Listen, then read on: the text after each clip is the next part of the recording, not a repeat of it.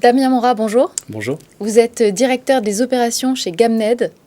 Gamned, vous faites de la publicité digitale en temps réel. Est-ce que vous pouvez nous expliquer ? Notre quotidien, c'est de diffuser sur les supports digitaux, donc qui peuvent être l'ordinateur, la tablette, le téléphone mobile, mais également aujourd'hui la télé, la radio, des écrans numériques dans la rue, dans les transports en commun, en temps réel, des messages publicitaires pour le compte de nos annonceurs.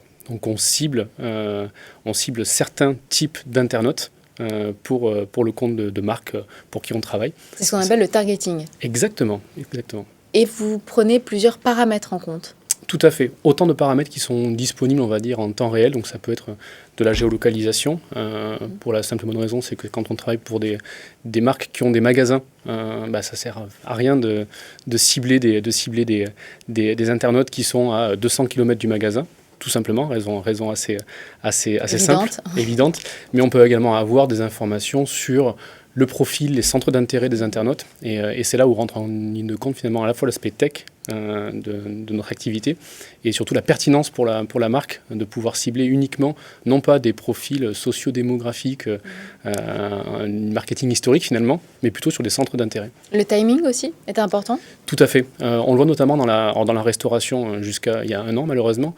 Mais effectivement, dans la restauration, on le voyait pour des annonceurs pour qui on travaille, par exemple comme Sushi Shop, où le timing entre fin de matinée et fin d'après-midi, finalement... Décuple le pouvoir de la publicité. Exactement. Donc ça marche comment ? Avec des enchères ? C'est des enchères, tout à fait. On appelle ça du programmatique, l'achat programmatique, parce que tout se programme dans des plateformes, finalement. Tout est automatisé, ou une grande partie est automatisée.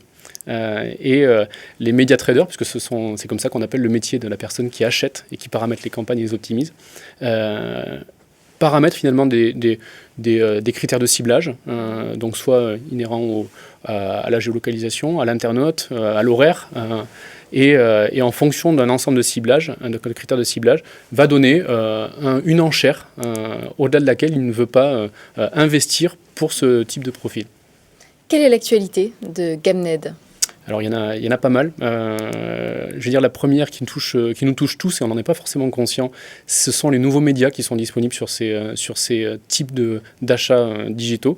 Et notamment je pense à la télé, puisque depuis janvier on a l'avènement de la télé segmentée, donc avec la capacité à diffuser des spots publicitaires télé qui sont différents sur une même chaîne à la même heure pour 2 foyers différents. Les grands paris de Gamned ?